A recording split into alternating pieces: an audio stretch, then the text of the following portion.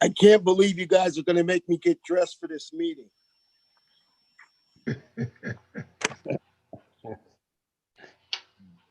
Just put a shirt on.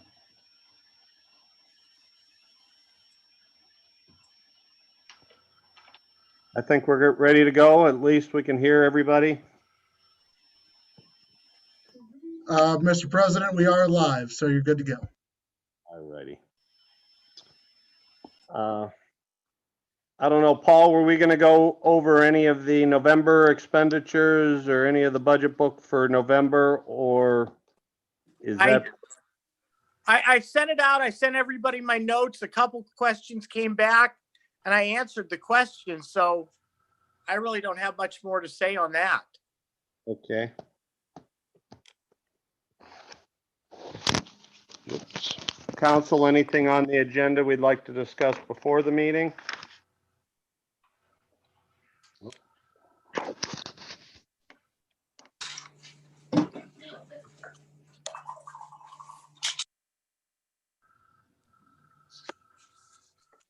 This is Ed Betza. Can I ask council a question? Certainly. Earlier today, I received a question regarding the airport authority. And the question for council is, do we have appointments to that authority? Do we want to restrict those appointments to only city residents? Or do we want to allow city council to appoint non-city residents if it deems appropriate?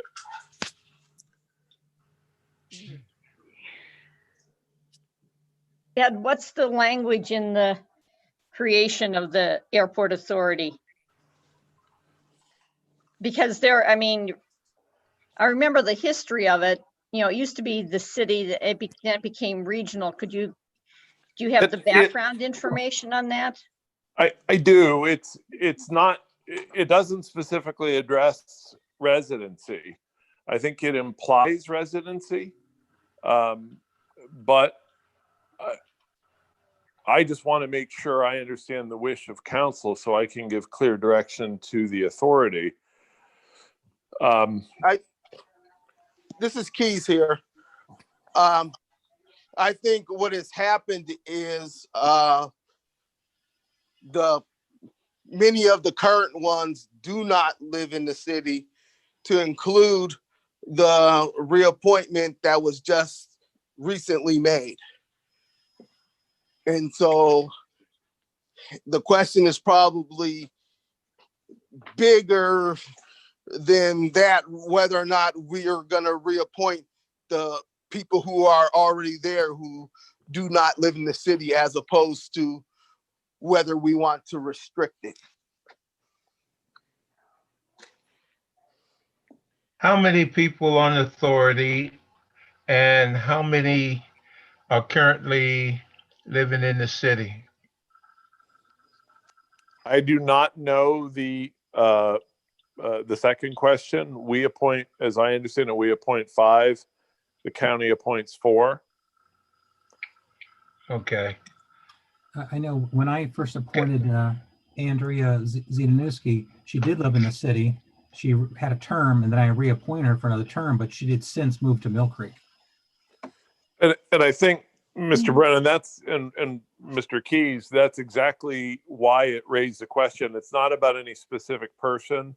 It's just been in the past, there have been occasions where the city council has appointed someone, and then due to later circumstances that occur, the individual moves.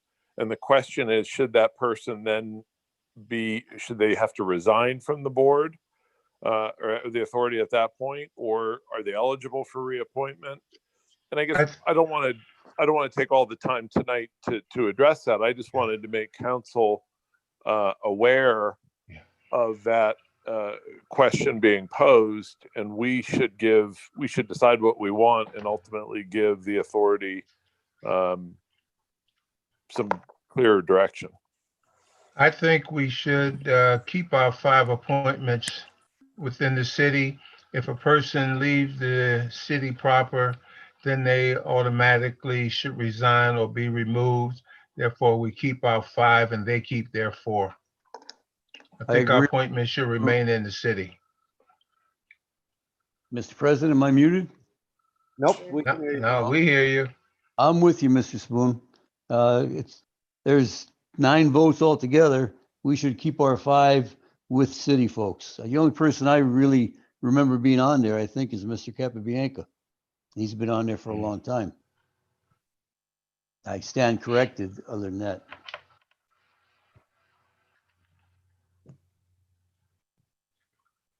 So Do we have- Betsy, you don't need us to decide tonight, but this is something that we should debate and get a sense of the body and maybe even make it more specific. Do you think? Yes, I would like to. I don't know that today we have to do it. I just think that it would be in our best interest. So we're not talking about a specific person, because then it changes kind of the dynamic. I'd much rather have it be that we have a policy that we want to follow, that we think is in the best interest of the city and the residents of the city. We share that with the authority and then we apply it. And yes, Ms. Allen, I would create some additional language for clarity. Yeah, and I think it would help to have the context of how the regionalization of the airport occurred. I just looked up the story. It was 2008, and that required legislation at the state level to make the airport authority a regional authority. We've been doing so much work with Renee on how to make appointments transparent and how to get expertise. I guess it would make sense to just dive a little deeper into some of the history of the authorities, and ultimately, what are we trying to achieve? I think, I'm looking. This is funny. It was officials differ over airport regionalization. So that was from April 3rd, 2008. So it wasn't an easy ride or flight back then. And we've probably kind of forgotten about some of the politics and the logistics of getting Erie to think regionally.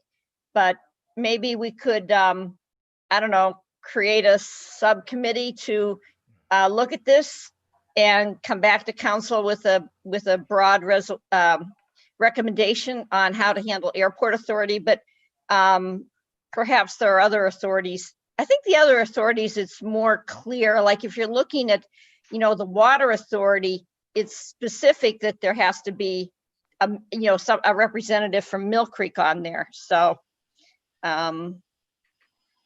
anyhow, I'm glad you brought it to our attention. And I just sent you the current roster with their addresses so you can see who's on and where they live. Thanks, Renee. Yep. So, well, thank you. I don't want to take any more time, but I just wanted to raise that issue. So I'll follow up with council in the next few weeks, but at least get your thinking caps on after you take a look at what Renee says. Thank you, Mr. Betza. I sent out that authorities and board process last night. I know it was just yesterday, and again, we're not voting on it or anything, but I just wanted to see if there's any discussion from council on that. I know we've talked about before. We had the resolution. We've been talking about it, but Renee did an incredible job putting together a procedure, and I passed that out to council to get any comments. So if there's any comment, I'm sure we'd love to hear what people have to say.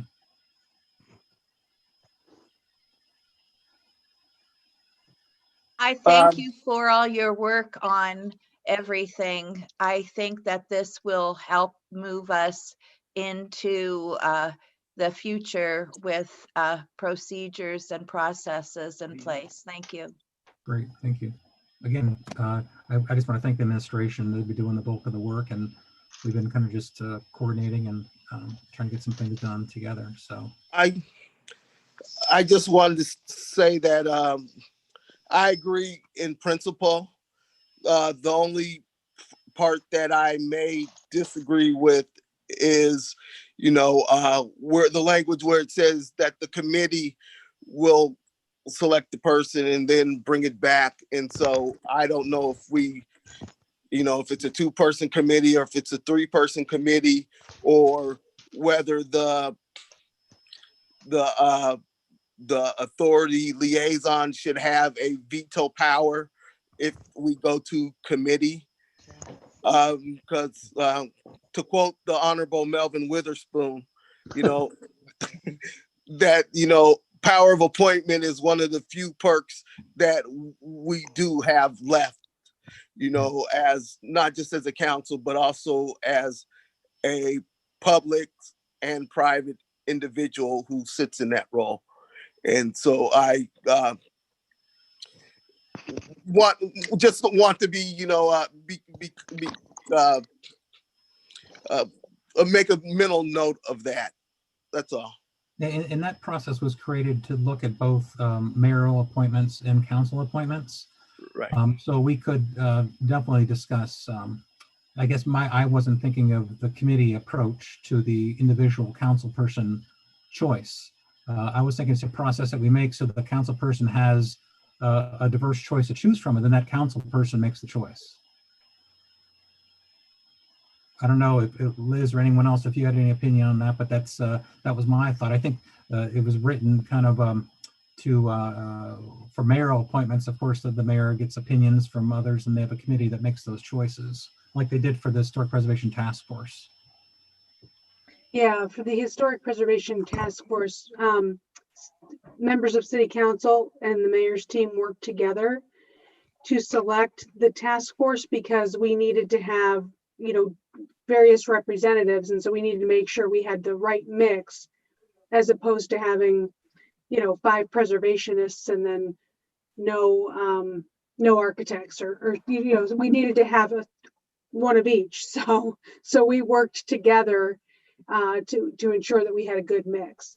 And that's going to be the same. That's going to have to be the same with the Historic Review Commission that the mayor and city council will be jointly appointing. But no matter what, in the council's case, it's the individual council person's choice to make, I guess. But this provides a process to provide a diverse number of candidates and really gets that net out there to really let people know about it, be transparent, and then hopefully get the best candidates, and then council member makes a choice of who they think should be most appropriate. So you're telling me, I'm sorry, I do want to chime in on the idea that that's the same thing that was told to me. This is your power. And I'm sorry, that's not why I'm on council, to have the power to appoint a crony to a board. I'm on council to make sure that we have the best expertise on there, and each authority has a different function. I would much rather have council embrace its power, as we will later at the regular meeting, to look at the budget, to legislate. It just seems like this is old style thinking, that this is our superpower. By the way, I not to belabor the airport authority thing, but I dove deeper into that story. And what was actually proposed at the state level was that city council not have any appointments to the airport authority, that it be the mayor, the county council, and the governor. So that's a real power play. That's where council as a body was able to flex its muscle and have power. The idea that we're kingmakers or queen makers just seems archaic to me. So, and I think that this body can be much more collaborative and come to agreement with, by looking over applications, relying on the comments of the person who's the liaison to the particular authority, and also evaluating what type of skills and representation is needed. So I don't know, I'm not in this to have a power perk. Never was, never will be.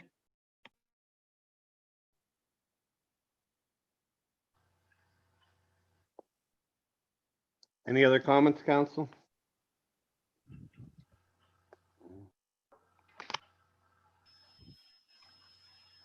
Any other comments, council?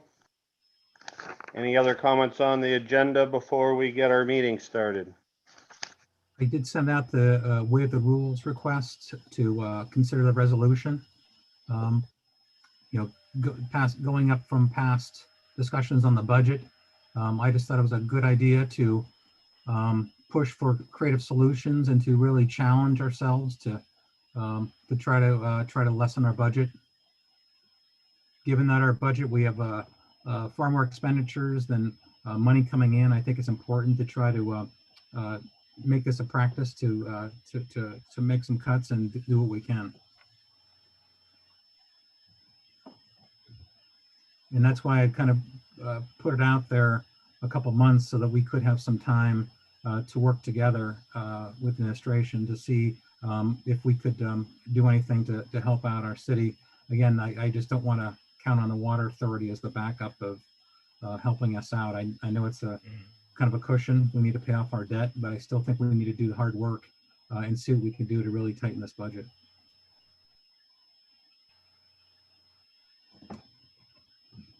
Mr. President, Yes, sir. I think the administration has cut quite a bit and made some adjustments. And if we don't work with them in this pandemic, we're going to be in serious trouble. They have cut and cut, and they may have shifted some dollars from A to B. But if we continue to cut, we're going to cut staff, we're going to lose people. We will not be able to provide the services that we are supposed to provide. And if we do that, our services will be at a minimum and not as good to the citizens as they are accustomed to having. I am not in favor.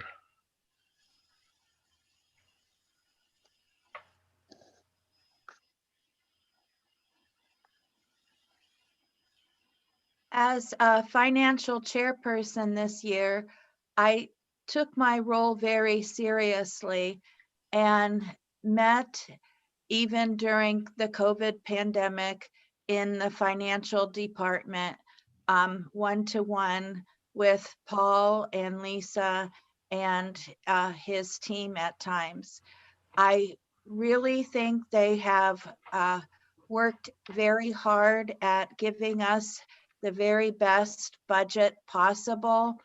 And I agree with Mel in his statement that there is no more room except for if you would want to, then you would cut personnel. And I, at this time, don't want any personnel being cut.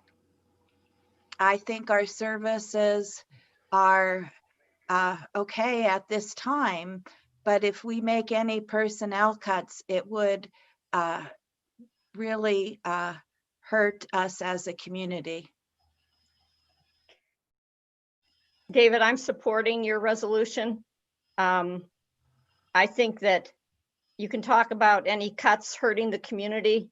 Look down the road 3 years and see how our community is going to be hurting when we aren't dipping into the water lease proceeds to bolster the budget. So thinking you can't think short term again. It's hard to be on city council, but this is part of what we should be doing. We're abdicating our responsibility when we aren't looking short term and long term. And I'll talk a bit more about that when the actual vote comes up on the budget for 2021. I just want to interject one time. I don't want to interrupt anybody, but I think we really have two choices. We either right size the ship, and maybe that's temporarily till we find more income. You know, we know we have to provide the services, or we continue to slowly sink the ship. So that's again, it like Liz said, I think it is a long-term discussion. And my thought of putting this forward was really to try to create that culture. And I know that the administration is doing a tremendous job trying to provide a lean budget, which they are.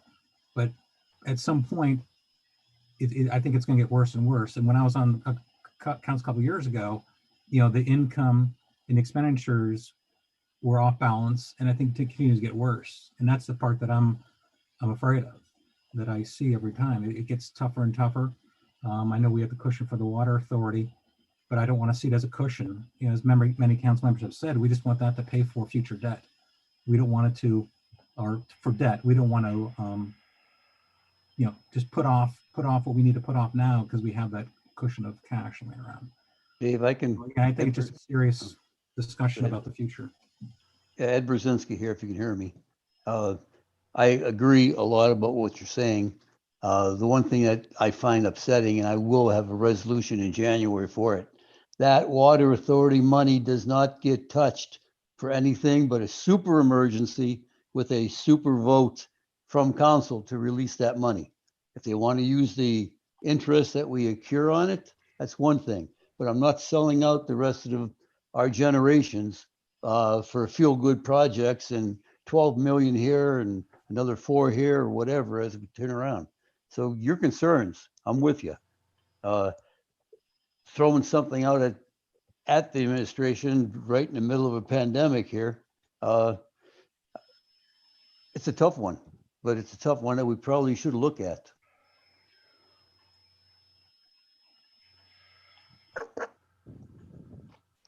Michael Keys. Yeah, I agree, and I agree, but the place where you're gonna right size the ship or where you're gonna save money in the future lies where the tough decisions that the administration and the negotiators with the union contracts in the next couple of years. That's where the ship is changed, or the way it sells changes, and our expected expenses change. Probably the things that we're looking at are not gonna have drastic impact on our future budget unless somebody makes the hard decisions to change the way the city actually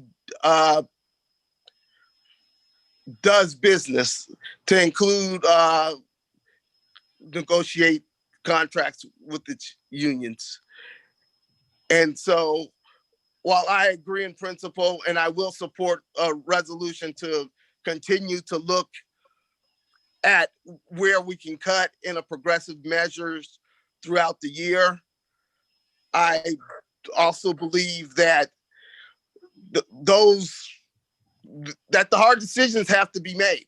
And these aren't the hard decisions right here.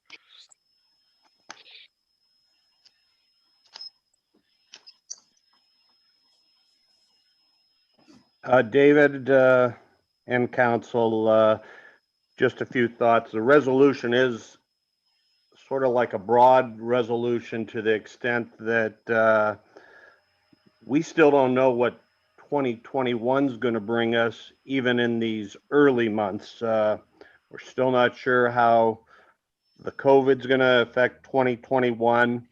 To show us how to cut $1 million, it's a tough call when you have a budget as tight as it is. But with that being said, I'm still game with our finance meetings and to determine if, and I'll be honest with you, even with these body cams that the police officers have now, maybe maybe that's going to cut police overtime by $200,000. I don't know if that's something that the administration or the police department is going to come to realize and pass on to council during those finance meetings. But to just more or less have a resolution to give an ultimatum that you have to show us where you're going to cut $1 million by April of 2021 without knowing what our economic society is going to be, not just in the city, but country and worldwide with this COVID. It's a big demand at this time. I'm not saying that it isn't something as a council we shouldn't look at month after month, but at this point, a resolution of that magnitude, I cannot support. And the resolution did say, or else we could find a new income. And I know there's not $1 million lying around, but there are a lot of things that we can do that I know Paul has worked on. And I mentioned in the prior discussion, the whole EMTA thing, county at one time we agreed to take it over, which would eliminate a payment of $500,000. So again, that's just one item. I'm not saying I have all the answers, but I had proposed that it's either reduction or if we have income coming in. Right, and you don't know what income we'll have coming in once again, just with the state of America right now, Correct. Yeah. No one knows. Yep. If I may interject, thank you. Since Mayor Joe has been with us as a mayor, he and the finance team have budgeted a 5-year plan.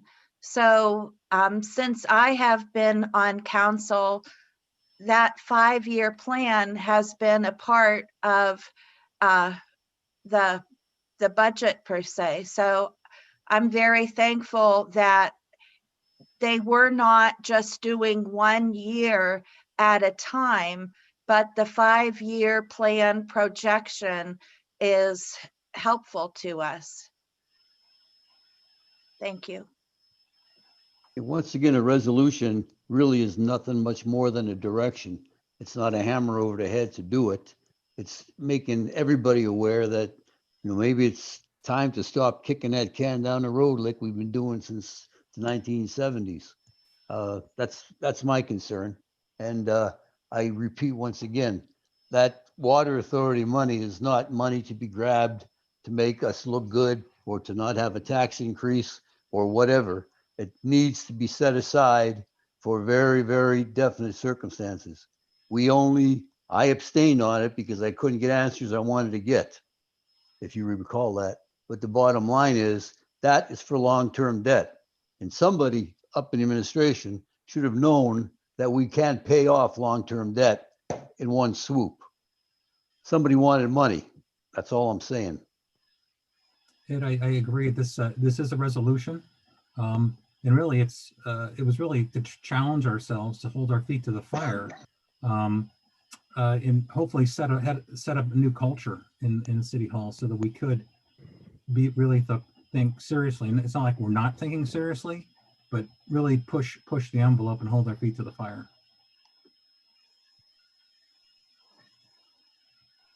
Ed, I just want to make one comment regarding that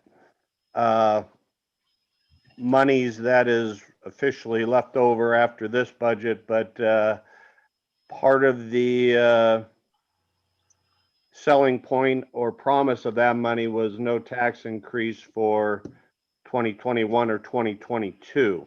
With that being said, not knowing what this year is going to bring yet, that may be part of that monies that was agreed upon when it was passed through council. Didn't they already take it out, Jim? Not for 2022, Oh, okay. correct, Paul? That's one of the things I want to make sure of, that they Oh. don't take it out. No, that is not touched yet. The money's taken out is strictly just for Next 2 years. 2021. Correct. 2021 and 2020 to handle our shortfall.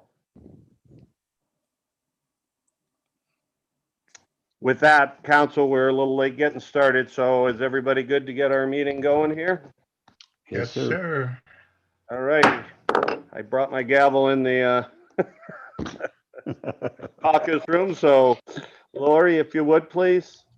Roll call for the city council meeting of Wednesday, December 16th, 2020 at 7:30 PM.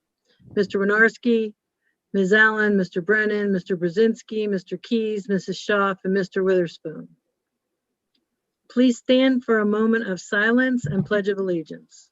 Mr. President, may I interrupt and say that perhaps we could think today of retired District Justice John Vendetti, who recently passed away, and Neil Woods, a political activist in our community who was a regular at the Disability Roundtable meetings that we held monthly. I think we should Indeed. also remember the Erie County residents who have died from COVID, including the more than 90 people who have died since Thanksgiving. We don't know all of their names, but I think probably everybody right now knows somebody who has had the illness and possibly somebody who has succumbed to it. Let's not forget Tim Hart, firefighter. Gonna miss him.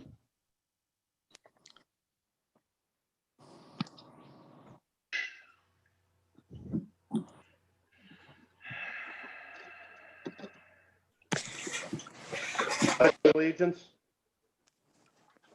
Pledge allegiance to the The flag flag of the United States of The America United States of America and and to the republic republic for which for which it it stands, one one nation, nation, under God, indivisible, indivisible, with with liberty and justice for all. for all.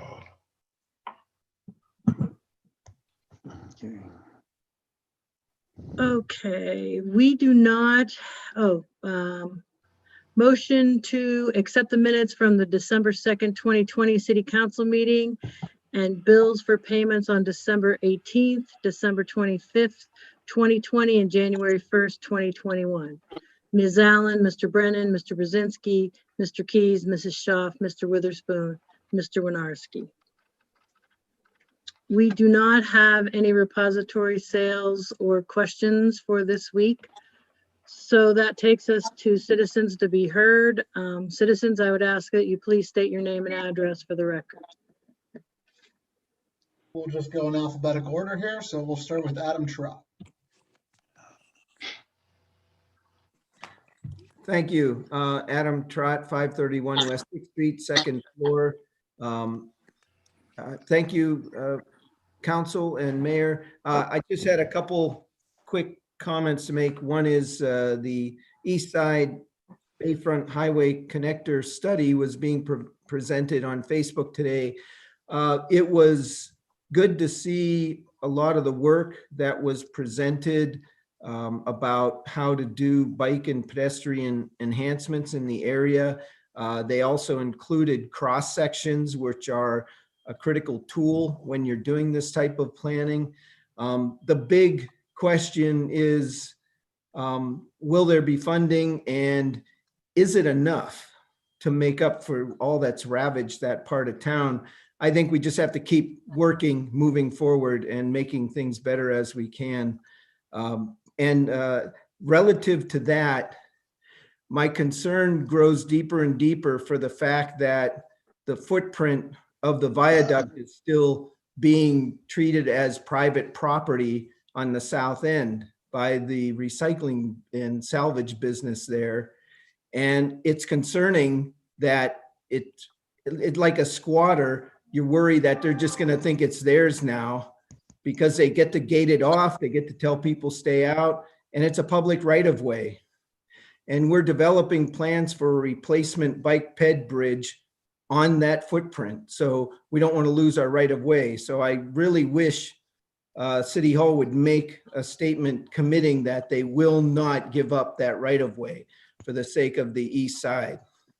The other note I wanted to bring up was the news that hit about the lawsuit on the Bayfront Highway to make it comply with the proper environmental requirements. I'm noticing a repeat of things that we saw before, where there's a false public narrative put out there and perpetuated to the point where everyone just thinks it's true. But what's critical is that the public understand the reality of what's being done here. They keep saying all these bike and ped enhancements to the Bayfront Highway, but most of them are not paid for. And the only thing that is a certainty is the link, the broken link at State Street.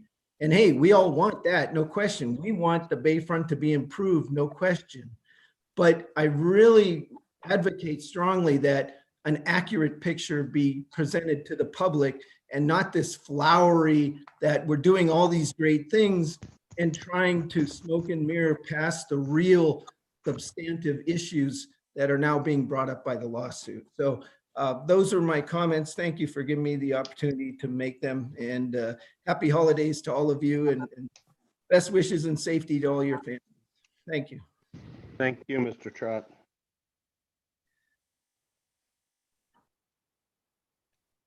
Art Leopold? Hello, good evening. This is Art Leopold, 5341 Apple Grove Lane, Erie, PA. Welcome, honored Mayor Joe Schember and esteemed council ladies and council gentlemen. Happy holiday to you all. There's only one topic I want to discuss this evening. Things are kind of start off late. I wanted to congratulate Michael Keys for the resolution that's on the agenda regarding increasing the minimum wage. It is something that many residents have been urging and advocating for a long time. We have approached representatives, senators, various members of the state and local elected officials to do something about our minimum wage. After all, we're in an area which is one of the poorest regions of the state. It would have one of the zip codes as the poorest zip code in the country. The only thing that I would submit in applauding Michael for his efforts is that $10 an hour seems a little low, although you have to begin somewhere, and I understand. I know Governor Wolf is looking at 12, hoping to get to 15 with a path to 15. And I would submit that City Council should consider what this means to employees, contractors, and anyone that gets benefit from city monies, that they advocate for and they request and they mandate that at least employees that do business with the city get at least a fair minimum wage. And I don't know that $10 an hour is it. I would hope that City Council would reach a little higher. It'd be nice to see 12 going to 15, but it's a great start, and I commend Michael for doing that. Again, that's all I have for this evening. I wish everyone a happy holiday. And I understand there was some illness among council members, families, and I hope that everyone is doing better and feeling well. God bless all. Thank you, sir.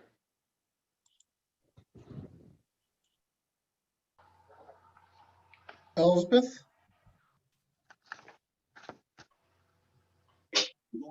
Evening, Elspeth Cayley, 1232 West 11th Street. I just want to talk a little bit about poverty in the city and how the pandemic has exacerbated the common problems that many in Erie face every day. And so my ask of you tonight is that you do your best to investigate all the avenues you can to relieve some of that stress, whether it's setting procedures up to form a citizens review board for the police department, whether it's reforming the odd and even parking during COVID while so many of us are stuck at home working or otherwise, by lending support to state legislators who are trying to raise the minimum wage, and also reform some of the preemption laws that go with minimum wage and municipalities setting their own wages. And I would also lend my support to Michael Keys's resolution tonight to raise the wage for city workers and those who contract with the city. Any efforts that you all make to alleviate poverty and lighten the burden of your constituents is going to help Erie come back so much stronger when this virus is finally eradicated. And I just want to add that when I was appointed to the library board, that of course, when I moved out of the district of the person who appointed me, that yes, I resigned from the board because I no longer live in that district. So I just want to add those 2 cents. Thank you all and happy holidays. Thank you also.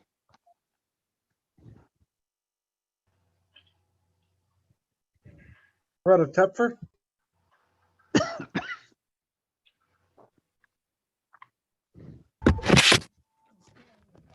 It's Greta Tepfer, and let me open up my crib sheet here a second. So I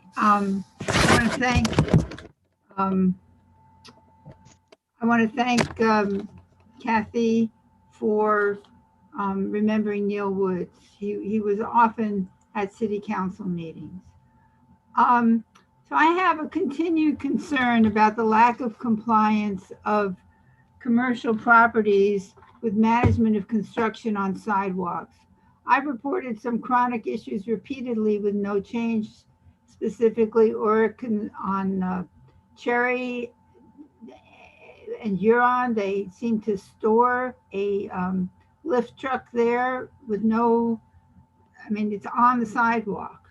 But, and I'm also mentioning again my concern that Active Erie is geared towards only places where there are no sidewalks. And the city's quality of life enforcement is geared only towards residential properties. However, there are vast areas where there are commercial, industrial, and religious owned sidewalks that are poorly, if not maintained at all. And that if we're going to have a livable, fair, walkable city, then we should be enforcing our quality of life on these sidewalks that aren't made available for people because they're just not maintained.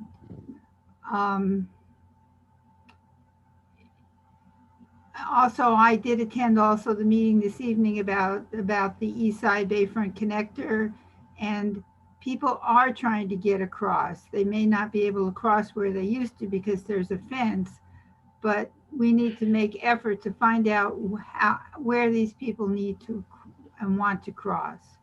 As far as the wages, again, I agree, we do need to raise the minimum wage. We should be looking at going to $12 to $15 an hour, as the governor is trying to do.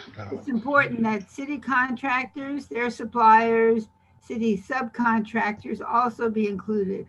Also, any recipients of RACP and their suppliers and subcontractors, and any LERTA recipients. These are all people who benefit financially from the taxpayers' funding, and they should not be able to pay less than something that isn't even a livable wage yet, but is getting there. So thank you very much.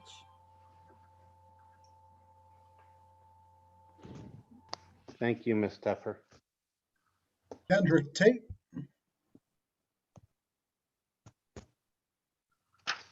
Yes, hi.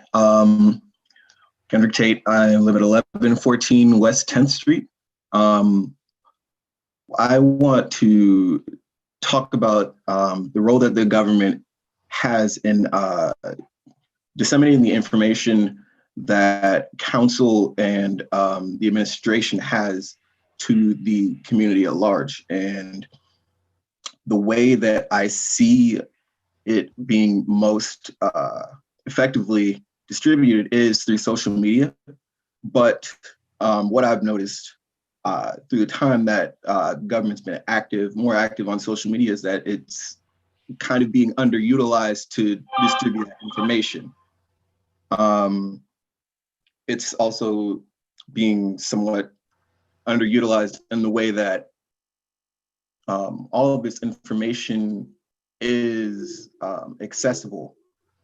A lot of the council members and continuous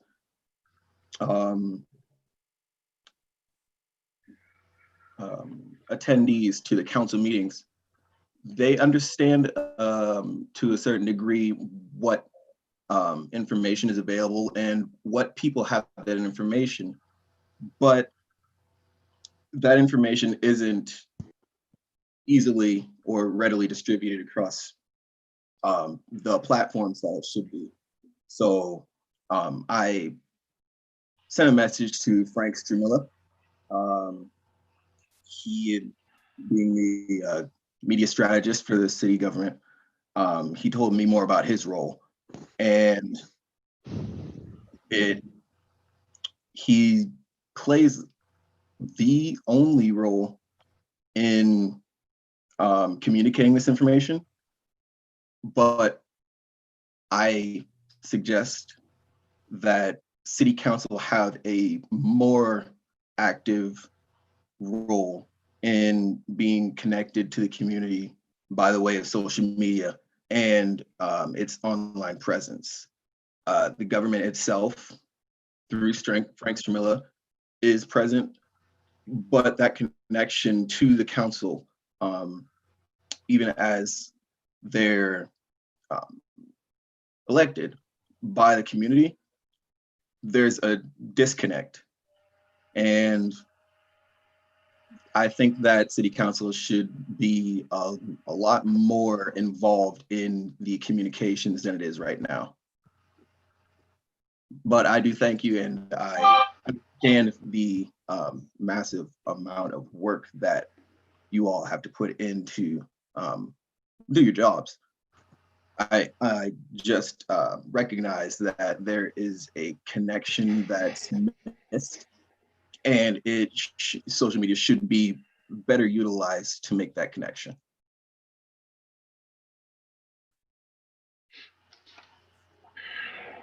Thank you, sir. And last citizen to be heard is Randy Barnes.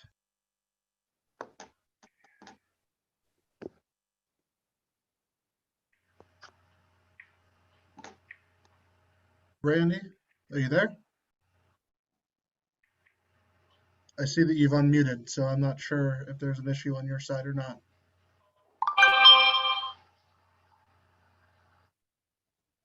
Mr. Barnes, are you with us? Yeah, I'm now. Okay, perfect. Thank you. Can you hear me now? Yes, sir. Yep. Oh, okay. Well, thank you, Council, and appreciate this opportunity to talk. But I want to remind you of a year ago that we were all about paying down bonds and putting money toward the pension. But you know, a year later, we've said that we can't pay those bonds off because there's a penalty. But no one has asked. No one will put a number on that penalty. You know why? Because it's not very much. When interest rates are low, the penalties are very, very, very, very, very small. But if we paid those bonds down like we were supposed to, the mayor wouldn't have the money to play his game next year and the following year. There's no tax increase. Re-elect me. Okay? So it's too late, Councilman Brzezinski, about the grab. Take a pie, okay? Take a pie and cut it into 5 pieces. Take one of those pieces away. That's 20%. That's what council is allowing this mayor and this administration to do. He's taken 20% of that future money that's supposed to be around for 40 years. You're letting him take 20%. Remember, take the pie, cut into 5 pieces. You just gave him 1 piece of that pie. Okay, so there's a record number of people at the food banks, correct? So what's the mayor do? Want to give his at-will staff a raise. The Chamber of Commerce just cut 20% of their staff. 20% of their staff they just cut. What's the mayor want to do? Give his at-will people a raise. Erie Events is bankrupt. Do you realize the Civic Center, the ball field, the hotels? They're bankrupt. If the citizens weren't on the hook for them, they would be sold at a sheriff's sale. What's the mayor want to do? Give his staff a raise. So when you want to talk about negotiating with the police, the fire, anybody else, well, why would they negotiate with you? There's plenty of money. The mayor just gave his at-will people, his 8 at-will people, a bigger staff than the previous mayor had, a raise. Okay, council, it's real easy, okay? Listen up, real easy. You want to reduce this, the budget by $1 million next year? Do you really want to reduce the budget by $1 million? Very easy. Just pass it tonight. $1 million less than what the mayor asked for. Make them go to work. I appreciate wanting to solve racism, but if you solve racism and no one wants to live here, what have you really done? Okay? Okay, so we're gonna listen to this mayor that said, hey, I'm gonna invest this money in the stock market and make 5%. So we're gonna listen to this mayor that says we're gonna make 5% in the stock market, and he's not allowed to do that. You're gonna listen to a mayor that said, I'm gonna pay down the bonds, and he says, oh, well, I didn't know I wasn't allowed to do that.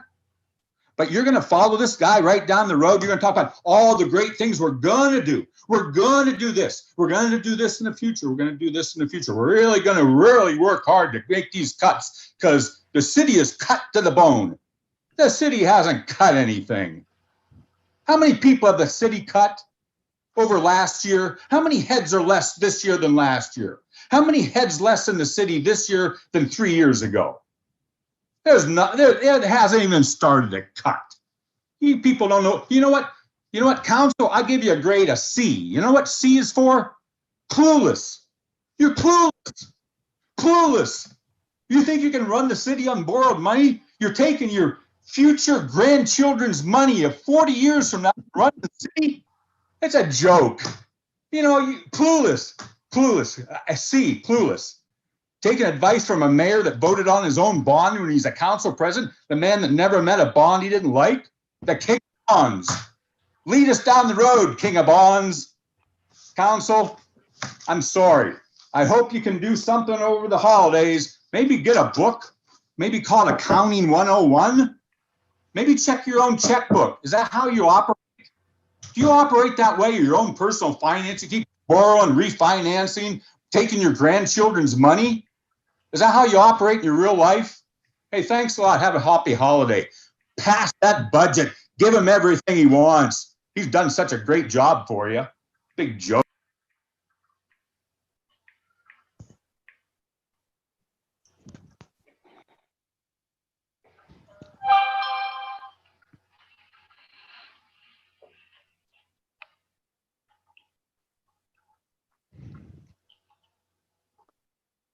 Frank, do we have any other citizens to be heard? That was it. Mr. President, Yes, sir. just something sticking in my mind here from our first, I think it was the first person that spoke, Mr. Trott. We better look real closely into that fence that's down there by the viaduct. Because if they're violating right of way, it's got to be something done. Either they pay rent for the property that they're boxing in, or they make a right of way for the folks to walk through it the way they wanted to. Something, again, I'm only reacting to the comment that he made, but let's put it on the docket and check it out, okay? Yes, yes, sir. Thank you. Mr. President, maybe Attorney Bessa could look into that and see if we can prohibit them from being on our property. Blocking it off there. You can. Then let's do it. Ditto.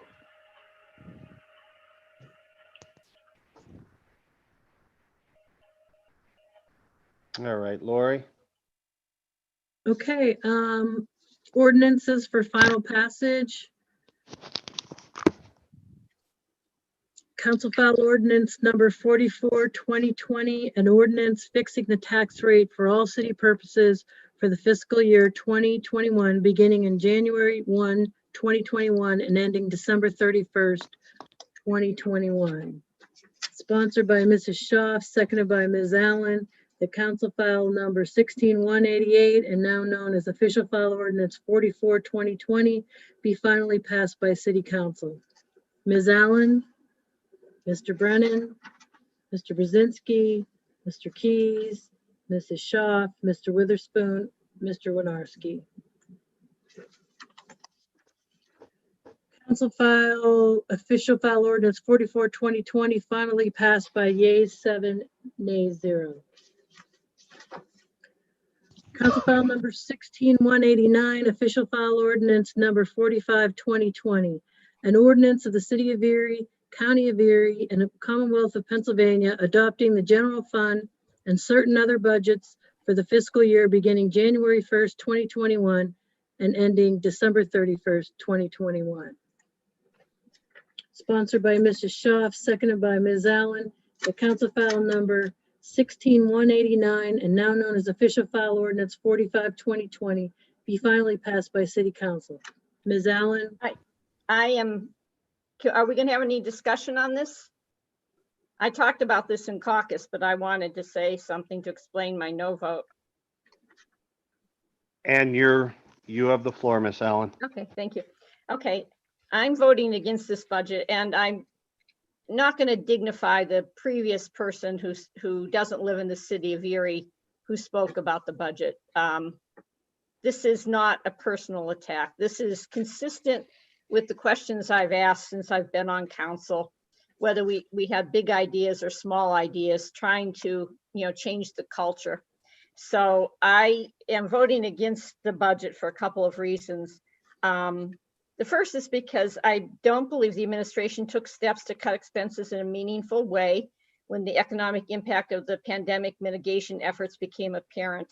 When you look at all around the rest of Pennsylvania and you see how municipalities reacted, for some reason we didn't. Even though we had additional time to work on the upfront water lease payment, not enough due diligence was done. I remember that I asked whether there would be prepayment penalties for paying off the bonds early, and I was told no. That may have been a telephone call about the prepayment plan that we had with the mayor, where we got a good explanation, but I'm not sure if it was at it could have been at a finance meeting, but I know that I asked that question, having been familiar with how, actually you don't usually have prepayment penalties anymore with consumer debt, but I was curious about it. Then we learned that the proceeds can't be invested in a balanced portfolio, which means we will get lower rates of return, and that will impact future budgets. It seems to me that some experts along the way, including PFM and or Susquehanna Group, could have at least pushed the administration to ask those questions in advance. I understand PFM has a separate arm that deals with specifically with the types of things that Susquehanna Group ended up evaluating, but I would have liked to have seen one or the other or both of them raise that question so that we would have had a better understanding in advance about how that money could be invested. I'm also going to say again, as I did in caucus, council has not been aggressive in seeking our own cuts. We don't dive into the line items and press for justification for expenses. And I realize there are contractual restraints, but the fact is that the forecasts for the coming years show that we're going to be facing deficits. Granted, these deficits are smaller than they would have been without the water lease deal. And there are ideas to increase revenues, such as the stormwater management fee, but I don't see any big ideas on how to pare down those deficits. And finally, I'm voting against this budget because this is going to sound like I'm contradicting myself, because there's one area where I agree with the administration on the need to increase sewer and refuse fees, because that burden doesn't just fall on property taxpayers. Nonprofits also must pay those fees. Those costs go up because of the higher wages and also because industrial sewage treatment has declined. The ratepayers should know that they will pay for those higher costs now or later. Postponing those increases means we are dipping into other areas to cover the increased cost. There are times when the administration needs to stand firm, and this is one of them. And I've seen too often when something is proposed and then, you know, the big guns push back, that changes are made. You know, we had a year and a half ago, well, a little bit more than a year ago, a proposed increase in the amusement tax, which actually wouldn't have ended up helping us very much this year because of the pandemic. But theoretically, it could have helped us. And then everybody, oh, no, we can't do that. We can't do that. That would have spread the burden beyond the city of Erie. And then that's when you'll remember the water lease prepayment was first proposed. So I'm voting no. And I'm hoping that next year there will be a more realistic budget, and that council members who may be satisfied that the city is operating with the, you know, right number of employees and right number of services will look again at page 95 in the proposed budget that shows those deficits down the road before LRTA kicks in. Thank you. Mr. Brennan, Thank you. Mr. Brzezinski, No, Mr. Keys. I have a comment before we vote. Okay. I'm sorry.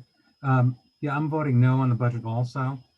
And I think just by my Waive the Rules proposal, I think you could kind of guess some of the reasons why. But first of all, I just want to say how much I respect and appreciate the hard work, dedication, and talent we have in our city workforce. But I think, in my opinion, this budget does not address what is truly going on in our city finances. We continue to spend more than we are taking in. It's pretty simple. Our city income is not keeping pace with the rising costs, and our taxpayers continue to be burdened.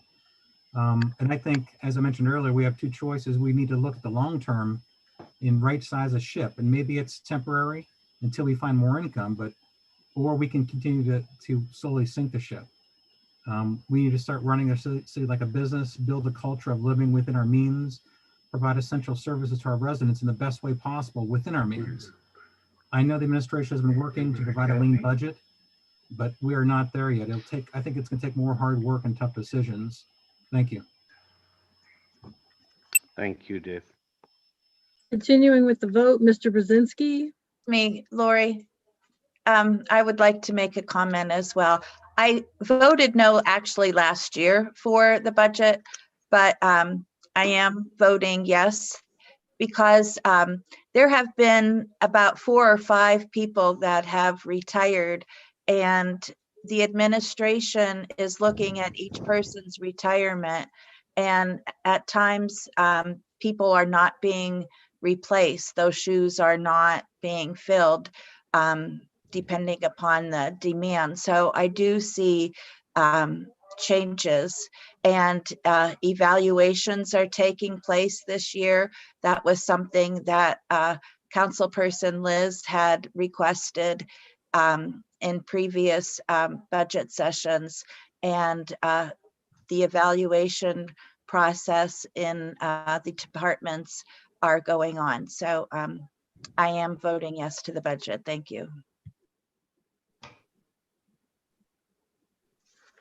Mr. Brzezinski. Hi. Yeah. Yes. Mr. Keys. Mr. Witherspoon. Mr. Winarski. City Council passed official file ordinance number 45, 2020 by finally yeas 5, nays 2.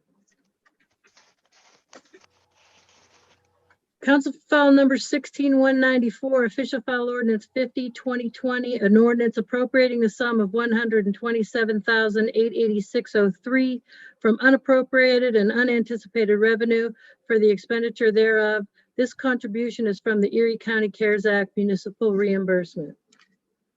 Sponsored by Mrs. Schaaf, seconded by Mrs. Allen. Ms. Allen, that council file number 16194 and now known as official file ordinance 50, 2020 be finally passed by City Council. Ms. Allen, Mr. Brennan, Mr. Brzezinski, Mr. Keys, Mrs. Schaaf, Mr. Witherspoon, Mr. Winarski. City Council passed official file ordinance 50-2020 by yeas 7, nays 0. Council file number 16-195, official file ordinance 51-2020. An ordinance appropriating the sum of $221,191.84 from unappropriated and unanticipated revenue for the expenditure thereof. This contribution is from the Erie County CARES Act Municipal Reimbursement Round 2. Sponsored by Mrs. Shaw, seconded by Ms. Allen. The council file number Bill 16-195, and now known as official file ordinance 51-2020, be finally passed by City Council. Ms. Allen, Mr. Brennan, Mr. Brzezinski, Mr. Keys, Mrs. Shaw, Mr. Witherspoon, Mr. Winarski. City Council passed official file ordinance 51-2020 by yeas 7, nays 0. Okay, this is an ordinance for first reading. Council file number 16-196, an ordinance appropriating the sum of $2 million from unappropriated and anticipated revenue to be received from the City of Erie General Fund and utilized in the City of Erie Business Development Plan. Sponsored by Mrs. Shaw, seconded by Mr. Brzezinski. The council file number 16-196, having been read, is hereby adopted on first reading by City Council. Ms. Allen, Mr. Brennan, Mr. Brzezinski, Mr. Keys, Mrs. Shaw, Mr. Witherspoon, Mr. Winarski.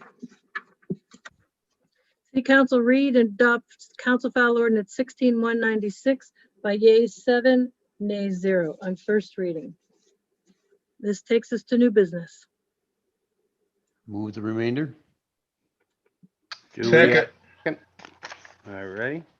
Separations, council? I'd like to separate number 1.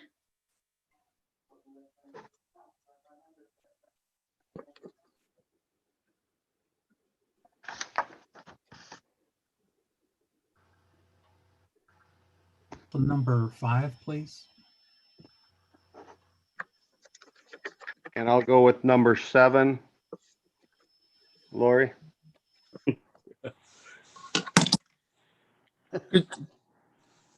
Could you separate mine also, my resolution? I don't have the number in front of me. That's number 1. That's number 1. Okay, thanks, Liz. Number 5 is Shivers. And number 7 is 5 Brenda. is not Shivers. 5 is the 5 is, okay. historic. This got another thing that happened. We got numbered wrong on the agenda. So number 5 is the zoning ordinance, historic preservation. Yes. Okay, so I know what number 1 is, and what was the other one that we separated? Number 6? 7. Number 7. Okay, that's the Brendel painting. Yes.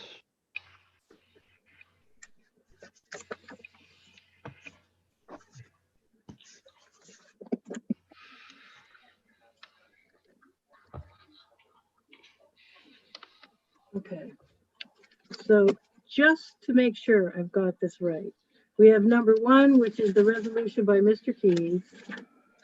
We have number 5, that is the zoning ordinance, and we have number 7, which is the Brendel painting services. Correct? Yes. Any other separations? Okay, I'd like to note that on purchase orders number 4, it's not Three Rivers Fire, it's Firefly Fire. The amount is correct, it just was the wrong vendor. And number 4 was not to be included on the agenda. Well, if we weren't confused before, we are now. It's very hard when we're not in the office and getting the information. We do appreciate the efforts. Okay, moving the balance of the agenda. I need a motion and a second. Motion made. I second it. Okay. Moving on, the motion, Ms. Allen, Mr. Brennan, Mr. Brzezinski, Mr. Keys, Mrs. Schaaf, Mr. Witherspoon, and Mr. Winarski. Okay, this takes us to number 1. Whereas the Pennsylvania and federal minimum wage is set at $7.25 per hour and has not been increased in more than a decade. Whereas all of the states which are adjacent to Pennsylvania have raised their minimum wages from $8.70 in Ohio to $11.80 in New York. Whereas Governor Wolf has taken the lead and raised the minimum wage for state employees and contractors to $12 per hour with a pathway to $15 per hour. Whereas $7.25 an hour is an inadequate wage for any work performed by the City of Erie employee or its contractors. Therefore, be it resolved by the City Council that all the work done on behalf of the City of Erie will pay a minimum of $10 per hour. This resolution will include all city employees and contractors. Discussion? Well, I'm going out on a limb here and I'm voting against this. And it's not because I am opposed to raising the minimum wage, but I don't know that we've had any data about what this means for city employees, for seasonal employees, for who gets those jobs. And I'm sure I'm shocking my progressive or liberal friends out there, but in digging through some old boxes last week, I've been trying to tell some of the younger progressives in Erie that even though I'm old, I was involved in advocacy for those who are impoverished for a long time. I used to work at a place called the Center for Consumer Affairs at the University of Wisconsin. And in fact, I helped to write a book called A Guide to Consumer Action, which was in one of those freebies you could get from Pueblo, Colorado. And I found an interview that I did with UPI in the late 1970s, where I was asked for advice for organizing groups. These were groups that were fighting for landlord-tenant rights. They were fighting to make sure people weren't getting ripped off with, exorbitant interest rates.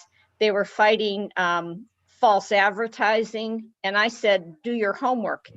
And I just feel like I didn't have enough information in front of me to know how broad this resolution will be, how many different contractors are being used. I think we could have used a number on the economic impact of this. So I can't help it. It's in my DNA to want to do my homework. So I'm going to vote no.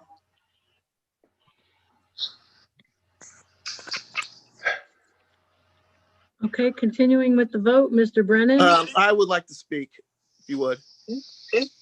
The data, there's obvious data that doesn't need to be presented about this, that, you cannot live off of roughly 235 in any place in this country. And what has been shown is that anytime there's been an increase in the minimum wage and where people have more money to spend, that money usually goes directly back into the economy. So it usually helps the local economy. And I believe that, all work is honorable. And while there is a minimum wage, I do believe that there is a general standard ideal that, honorable, a day's work deserves a day's pay, and that $7.25 has long been not enough for a day's work. Does this cover summer employees? Yes, it would. When's the last time we had an employee hired for $7.25 full-time? That's a question I don't know the answer to, but I don't think. We don't hire full-time employees at $7.25. We do hire temporary employees at $8. Okay. Those are the things you're talking about are in the things that I alluded to earlier in the budget discussion of, you know, we hire full-time employees to do the same job for roughly $27 an hour. So, so when we say that's where the cuts or the changes have to be made, that's the place where the changes have to be made, somewhere between the 10 and the 25 to $27 an hour when you talk about right sizing the ship. Or right sizing the budget. And so those are things that need to be looked at. You know, we could look at actually adding to our full-time employees at living wages, but at less than the normal union rate as it is today, which would be more jobs for everybody, more people to do the work. But those are things that obviously who's ever negotiating with the unions and the administration would have to take the lead on. Thanks, Mike. Just needed that clarification.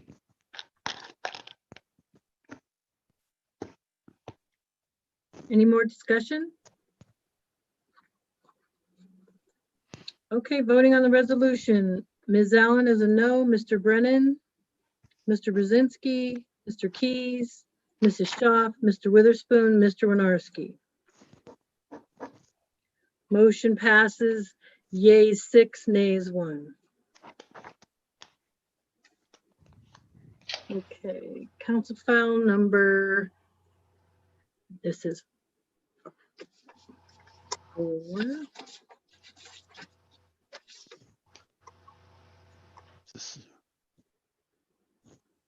Okay, this is the one, receiving the communication from the City Planning Commission recommending amending zoning ordinance 80/2005 relating to historic resource protection regarding definitions, purpose, and guidelines to establish an historic preservation overlay district and creating a historic resource commission and directing the city clerk to advertise for a public hearing before City Council on Wednesday, January 20th, 2020 at approximately 8 p.m. via Zoom. Yes, I had voted to separate that. If I could have a few comments here. I just wanted to say that we're voting today on this public hearing so we get public input. It's required for the Historic Preservation Ordinance Overlay District and create an Historic Review Commission. On December 11th, I did send an email memo to council to give a little bit more backup information so you kind of knew it was coming. The Planning Commission, we just got an email earlier, unanimously recommended approval of the proposed amendments. The hearing is going to be the 20th, and I'm definitely looking forward to getting the input from anyone who cares to speak at that meeting. And we're also planning a council study session in January to give kind of updates on the next historic preservation plan steps that we're going to be taking. So again, this is a public hearing notice that we're voting for right now. Thank you. Is this commission already appointed, or how would individuals be appointed to this commission? Yeah, it's not appointed. It's not appointed yet. It'll be a combination of city council and the mayor appointing these positions. So again, this is just a public hearing, but that'll definitely happen later. Thank you. Voting on the resolution, Ms. Allen, Mr. Brennan, Mr. Brzezinski, Mr. Keys, Mrs. Schaaf, Mr. Witherspoon, Mr. Winarski. Resolution passes ayes 7, nays 0. Okay.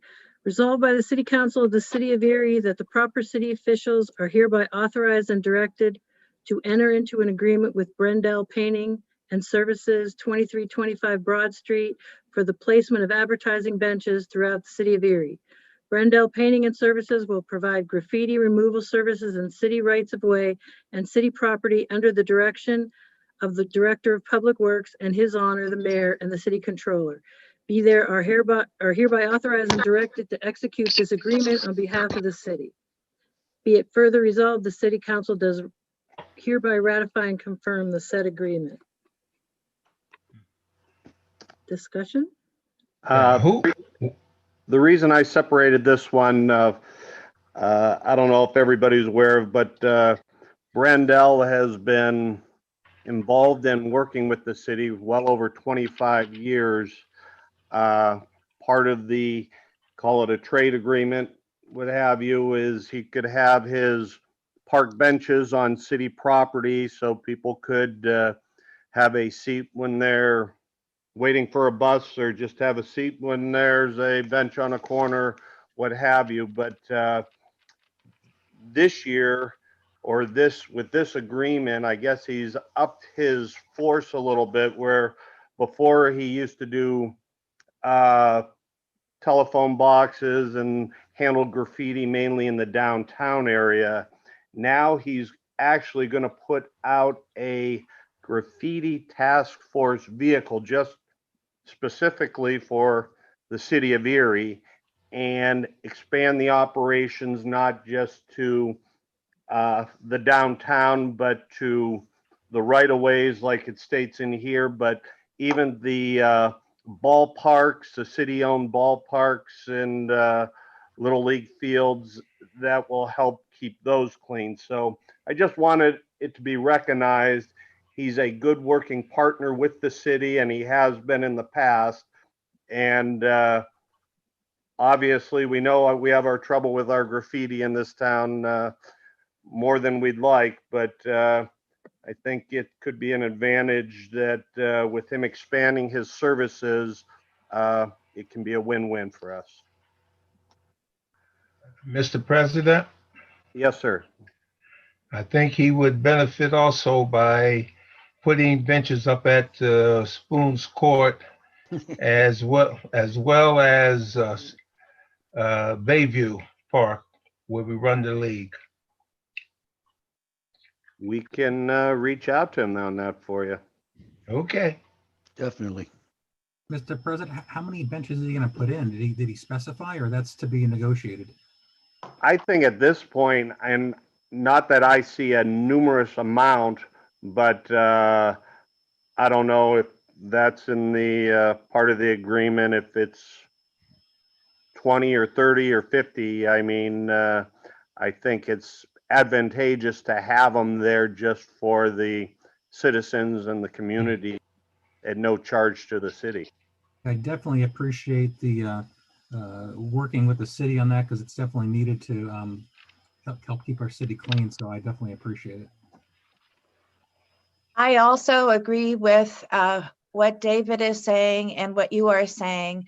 It is very needed. I get so sad when I see people sitting on the curbs on the street and, not being able to take a rest on a bench. So very appreciative, very appreciative.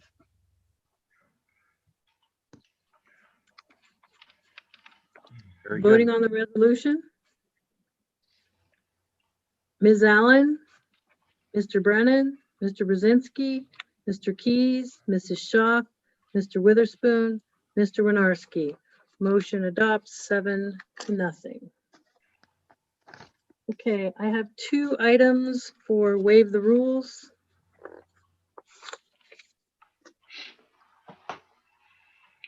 Voting to waive the rules, Ms. Allen, Mr. Brennan, Mr. Brzezinski, Mr. Keys, Mrs. Schaaf, Mr. Witherspoon, Mr. Winarski. You vote on waiving the rules per each item, Yes, Lori? yes. Well, don't you name the item first? Well, this is receiving the communication from the City Planning Commission recommending the request for waterfront conditional use submitted by PE Real Estate Holdings LLC for construction of a 10-unit, 3-story wood frame multifamily dwelling located at 946 West 2nd, parcel ID 4038-114. The property being located in the waterfront conditional commercial district, and authorizing and directing the city clerk to advertise for a notice of public hearing to be held before City Council on Wednesday, January 20th at approximately 8 p.m. via Zoom. Voting on the resolution. I guess the question I have, Lori, and I don't know if maybe Mr. Betza can answer it, why it was brought down. I guess this is a time sensitive issue is what I've been told. This is just something that we missed in the clerk's office. It was intended to be in there. It just got missed. So because they have to have so many days to advertise, we couldn't wait until the January meeting, the first January meeting. Very good. So it is time Yeah. sensitive. As time, Mr. President, Yes, sir.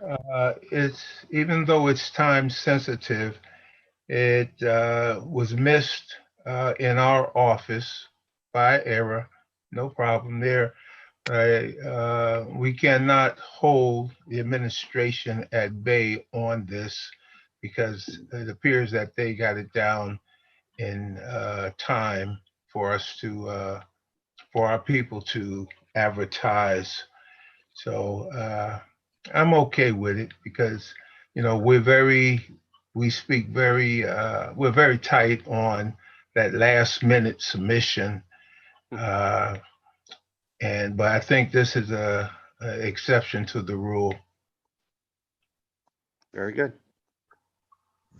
Okay, voting on the resolution, Ms. Allen, Mr. Brennan, Mr. Brzezinski, Mr. Keys, Mrs. Schaaf, Mr. Witherspoon, Mr. Winarski. Resolution passes 7-0. Okay, now we have waive rules by Mr. Brennan. And we need to vote to waive the rules. Ms. Allen, Mr. Brennan, Mr. Brzezinski, Mr. Keys, Mrs. Shaw. What are we waiving? You're waiving the rules to vote on this waive rule. I mean, you're voting to waive the rules so that we can vote on this waive rules resolution. Okay. Can you say what the resolution is first?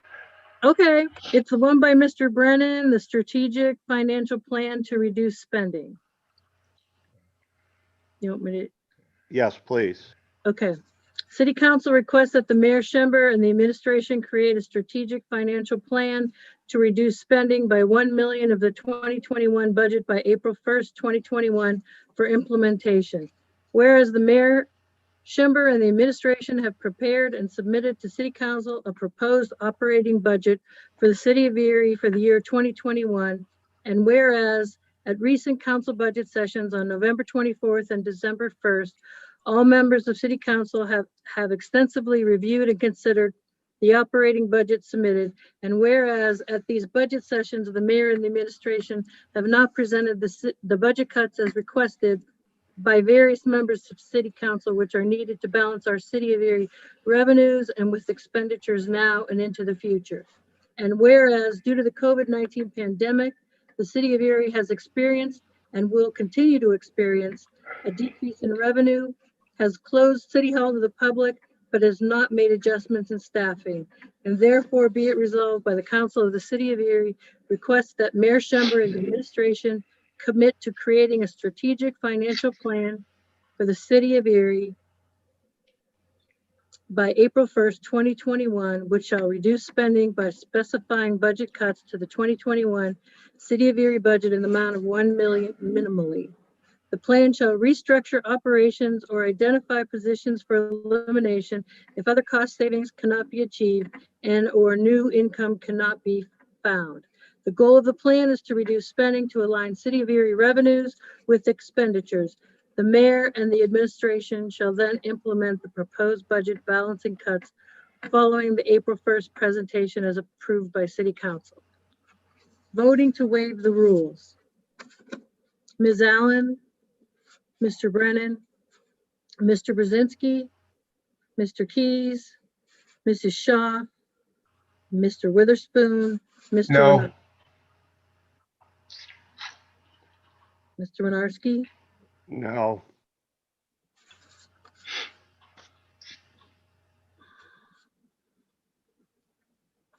okay. Motion adopts 5-2. You need a 5 majority vote. Okay, voting on the resolution. A few quick comments. Mhm. Again, I know we discussed this earlier, but I think, as we all know, we're completely surrounded by COVID. We're being challenged by COVID. Our economy is trying to reboot. Our city revenues have suffered, and our costs continue to rise. With the past budget cut request that I made in this proposed resolution, I'm trying to send a signal that we need to change, that we need to look at providing services differently. I fully recognize that this resolution will not solve our financial problems. I am hoping that it will at least help push for creative long-term solutions and start the process to right-size our budget, aligning expenditures and revenues. Thank you.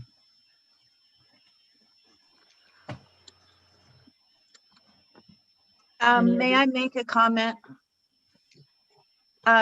David, I think you just sent this yesterday, didn't you? And you had wanted to comment on it. And I was going into work at the time when I got the email. And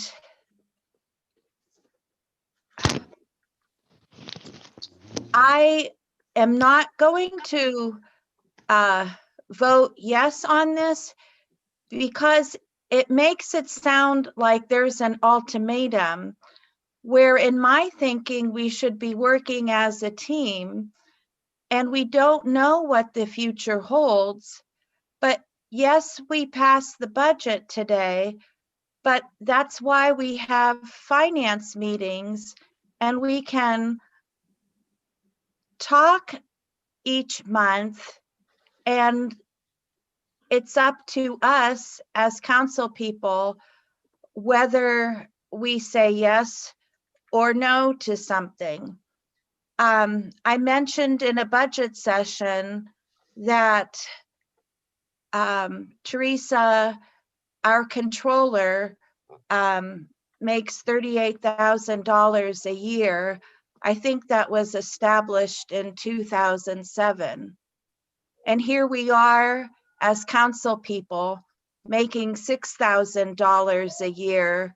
That was established in the 1980s. And there are people who deserve a raise, like Michael Keys's passage today with the $8 minimum going up to $10. In 2007, I retired from full-time teaching because my daughter, who was in California at the time when her husband was in the service, they moved back to Erie. And I was able to take a part-time job at a daycare, and I was still able to help her family by taking care of my grandson. And that daycare wage was at $7.29. And I did that for a period of 10 years, and every year my wage went up a quarter. Now, I was able to do this because I was blessed with having a provided husband that we worked as a team. I get it.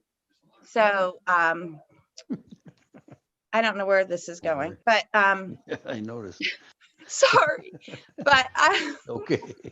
I'm off on a tangent, but I like teamwork, and it just sort of gives them like a cut and dry. The way I read it, it's like you do this by April 1st, and I just couldn't. So thanks.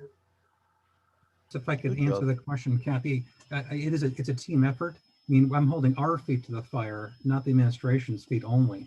I think it's all of us. We're all in this together. I mean, we've been working together in finance meetings. We've been asking for cuts. I know Liz has asked for several things. She could probably talk about that. But I don't think it's any surprise that we're asking to kind of tighten the belt. But I understand what you're saying. I understand where you're going. But it's a team. It's a team effort. We're working together, and I'm holding both of our feet to the fire, administration and council. That was my thought. Again, you could agree, disagree, and with your vote, that's what we're here for. Mr. President, Yes, sir. if I may, I had spoken earlier about the idea of making some sense with budget products. Not products, the word I want. Anyway, procedure. And we didn't do much of a procedure with this budget. We know that. I hope this is a loud scream up to the 5th floor that we're going to be taking next year's budget very, very seriously. I'm going to vote against you tonight, David, not because I don't agree with the general idea, but it's Christmas. And I don't want to do it with a pandemic hanging over our head, not knowing anything going on. But come April, I have no problem telling them straight out, we want X amount of money cut out of the budget. Either you cut it or we'll cut it. But it's time that we step up. I agree. But I don't want to step up at Christmas. So I'm sorry. I don't want to be the Grinch. Thank you. I'd like to thank David for, as he often does, stepping forward with pragmatic solutions to thorny problems. And I think it's great to talk about teamwork, but I also think council might need a review of the separation of powers. You want to talk about council's power, it's over this budget. And we have not exercised that in the time that I've been on here. We just always give in and say, okay, and that isn't always the way it was. In fact, it often isn't the way it was. It's one thing to be polite, to be collegial, but our job is to serve the taxpayers. And I know I like to think about institutional knowledge. I've mentioned this before. I talked about the time I covered a story in 1971 on New Year's Eve, when council finally approved the budget, probably about 8 minutes before midnight. And that was really pulling it down to the wire. But that was more the norm than the exception, that council would just say, okay, whatever the administration gives us, we're going to approve it. I'm going to repeat that we don't have independent financial expertise advising us. I'm going to repeat what I've said previously. There have been various accountants and lawyers who have volunteered in the past to help council and help the administration wade through these budget problems, because they aren't the creation of Joe Schember's administration. No matter what that person from Harbor Creek tries to say, he wants to go and blame this on a personality instead of the way municipalities actually work. As Kathy has rightly pointed out, we have a paid fire department. We have a paid police department here. Harbor Creek does not have a paid police department. We pay for Harbor Creek's protection through the Pennsylvania State Police.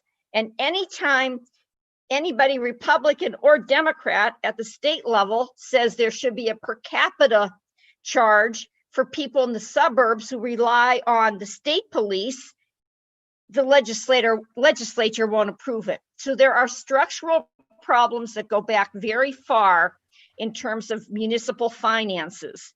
But it's still council's responsibility to be looking outside of ourselves, either by paying for a financial advisor or asking people to come in and help us.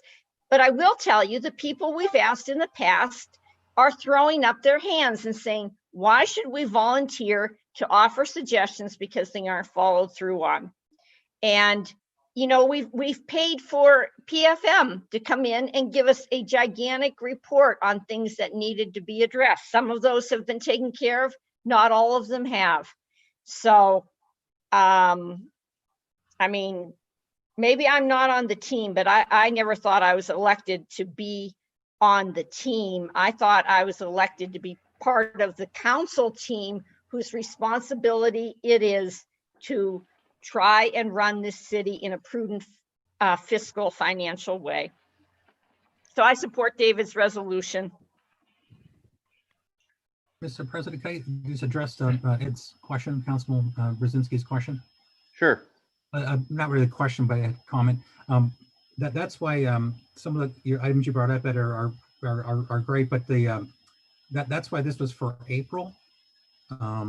And it was looking for possibly not cuts. If we were to find the income, or we were to make some type of I mentioned EMTA before, there's some other things we could look at. It does not necessarily mean job cutting. It could mean that, but it was really put to April so that we could really possibly find other income, possibly find cuts, but to really look closely at what we're doing here, to take a long-term look at it. So yeah, I know exactly what you mean. We don't want to do anything during the holiday at this time, even though a lot of small businesses out there are hurting and they're kind of making that decision now without any choice. But I know what you're saying, and I appreciate it. Thank you. Thank you, Dave. You know, if I can interrupt one more time, if you folks remember, I asked them to show us what a budget would look like balanced without the water money. And they blew us off. They never even gave us, you know, the niceness to come to us and say, this is what it would look like. Maybe that's why you don't want to do it. But we never saw that. You brought up a 3% cut. And it went out into the open waters and we got no place again. I agree with you and Liz on this. We tried to do our job, but how many times can you knock your head against the wall before you stop because it feels good? And that's what this budget process was like. We learned a lot of nice things about our different departments and the great jobs they're doing, but we didn't learn enough to help the people out there. We did get the cut into services, which, like I said, people on a fixed income, I think, would rather pay more taxes than pay these crazy fees that they got to pay 2 or 3 or 4 times a month, or not a month, but 3 or 4 times a year. At least with taxes, they got 12 months to save up for it. Got me on my wagon now. I'm sorry. That's all I have.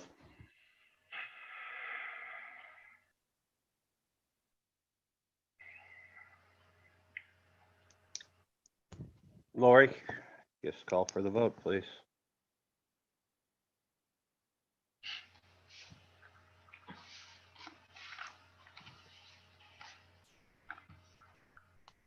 You're muted, Laura. Sorry. Okay. Voting on the resolution, Ms. Allen, Mr. Brennan, Mr. Brzezinski, No. Mr. Keys, Mrs. Shaw, No. Mr. Witherspoon, No. Mr. Winarski. No. Okay, motion fails to adopt. 3 yeas, 4 nays. That takes us to committee reports. Miss Allen? Okay, I attended the Blighted Property Review Committee and the Erie Redevelopment Authority meetings since we last met. And at both of them, I suggested ways to possibly improve communication about the function of both those groups to help board members and also to help the public. For blighted property, I suggested maybe we develop an FAQ that could be shared with new board members and the public. And for the Redevelopment Authority, I suggested we set up a study session in 2021, similar to the sessions we had with the Port and Convention Center authorities this year, which I thought were really useful in learning about the history and the statutory power and who's on those particular boards. Kathy Rosdick then smartly suggested that we could actually do an entire study session on blight to explain the various bodies and the steps that occur in declaring that properties are blighted and what the ultimate outcome is. You know, could be demolition or hopefully rehab or sale so that those properties could be put back on the tax rolls. So I'll work with Kathy Rosdick to set that up sometime for 2021. I think it would be really informative for all of us, including me, and that, you know, the public would also learn a lot. So, and I thank Kathy Shaw for initiating those study sessions with the Port and the Convention Center, because I thought that they were among the most useful meetings we attended this year. Second of all, I wanted to alert my council colleagues and the public that I wrote a story for this month's Erie Reader about the former owner of Farrell Superette, the late Phil Scotty Askins. And it was a request from his friend Evan Torres that a street corner be renamed after Scotty that led me to request the council develop such a process, because I wasn't sure how to go about it. Council voted 6-1 in May to go along with such a process at the recommendation of David Brennan. And based on my research and my experience in researching that story, I have some good ideas on how we can create a very simple application to share with council, and also how we can figure out a way to let Erie residents and visitors know about the various honorees, because they are part of our history and they help to build and strengthen the fabric of our community. That's one of the things that we have missing right now is that when I tried to find out how many streets have had honorary renamings, I was bounced from department to department. So it's not to put roadblocks in the way, but to actually be able to let people know who these people were. You know, you might walk by a street corner, go over 18th Street. You might not know who Irma Lindsay was, but she's an important person in our history to know about. I think it's something we can work with Frank Stramilla and maybe even, I don't know, the Historic Preservation Task Force before it becomes a commission to figure out not only how to provide these honors, but how to make sure that going forward, we know who the people are. I mean, I was even thinking, I've seen things where, of course, technology changes, but maybe there's a QR code that you can scan, and then you can learn more about the person, you know, whether it's Harry Burley over at, you know, 3rd and Holland, or Irma Lindsay, Amos Goodwine Sr., Hurlis Murphy. There's a lot of interesting people throughout the city. The Via Pac Kappa Bianca, it's Via Pac Kappa Bianca Way in Little Italy. So most of the streets are named Way. There's one lane and one boulevard, as far as I can tell. So you'll be hearing more about that in 2021. Great, thank you. Ms. Shaw? Thank you, Mr. President. Good evening, everyone. I attended the Zoning Hearing Board December 8th and the Planning Commission December 15th and the Our West Bayfront meeting that they had virtually. As firefighter liaison, there was a firefighter virtual day today that I was unable to attend because of my work as a teacher aide, but it's on YouTube and Zoom, our government media. And congratulations to the firefighters that were promoted today. I also want to thank everyone in City Hall who is contributing to the Community Service Fund. I'm on the board there, and it's a privilege to be a part of that Community Service Fund because at our last meeting, we allocated $1,000 for the food bank and $500 to the Emma Soup Kitchen and $500 to the Free Store for coats of children. And there were also other allocations that were able to provide for non-profit agencies. It has to be a non-profit, have official certification for being a non-profit. I was unable to attend the EMTA meeting yesterday because I was working, but EMTA has been acknowledged by the Pennsylvania Public Transportation Association as being a leader in the prevention of COVID spread. And I did mention before that I have traveled the bus and I felt very clean and friendly on the bus traveling. They're working diligently to add cashless fare collection systems to the fare boxes. And they have approval of their financial audit and the completion of major construction minus their transit-oriented development. City Hall has 633 full-time employees, just to let people know. And COVID has really hit me personally. And I know it's hit a lot of people, I mean, the whole nation, the whole world, but it definitely has taken its toll emotionally, physically, financially. And this is a very tough time because of COVID and the deaths. And here we are having a holiday coming up, and there's Hanukkah going on.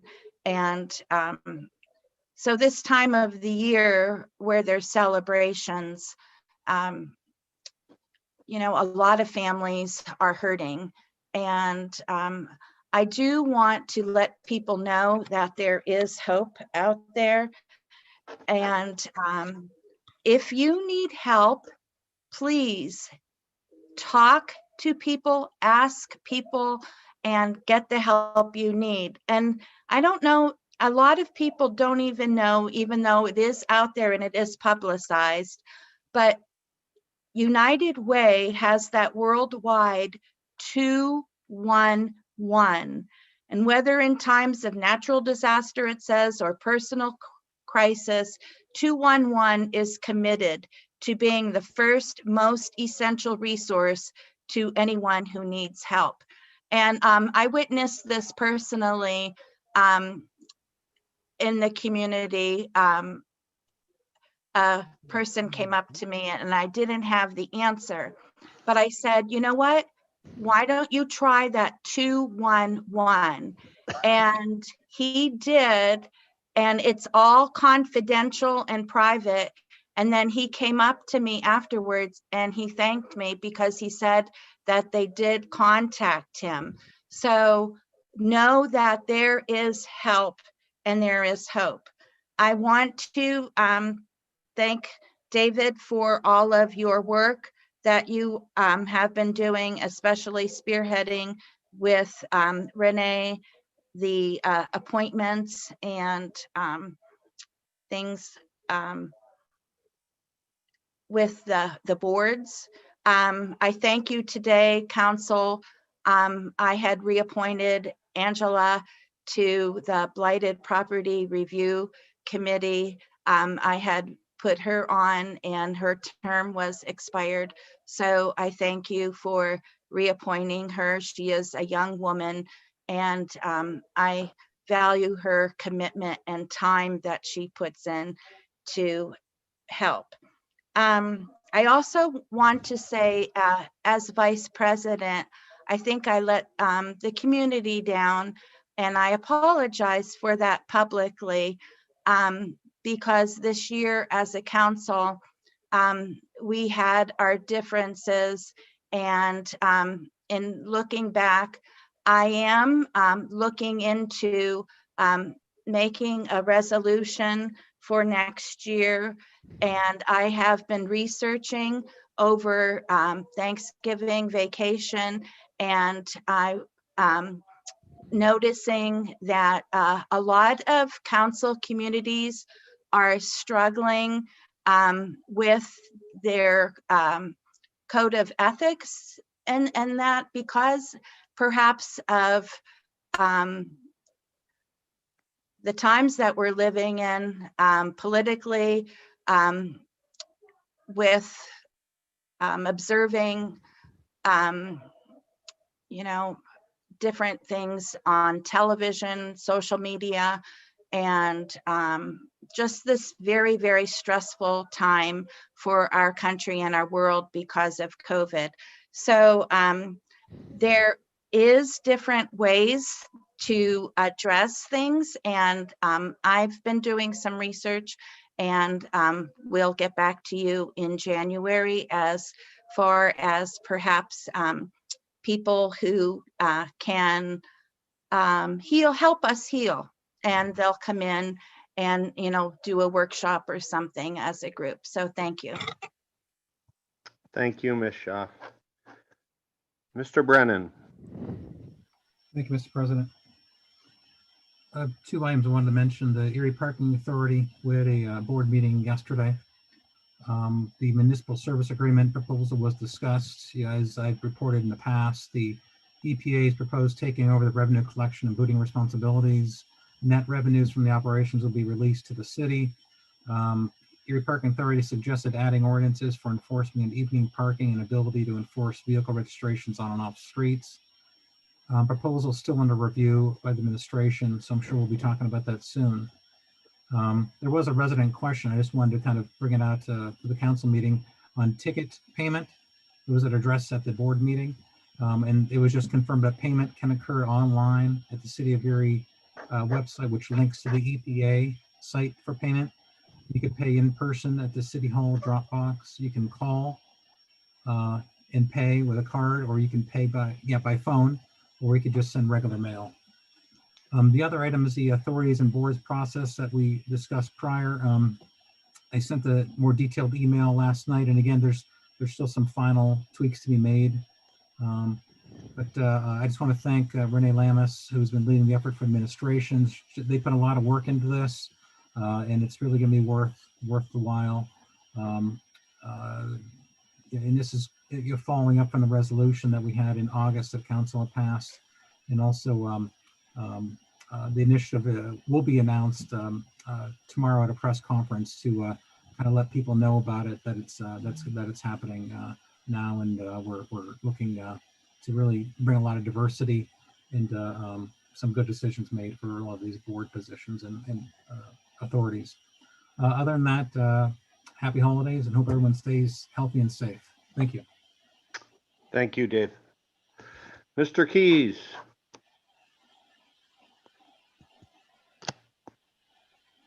Michael? You're muted. Very short and sweet tonight. I just want to wish everyone happy holidays and safe new year until we meet again. There's gonna be more time and more discussion, and I look forward to it. Thank you, sir. Mr. Brzezinski. Yes, Mr. President.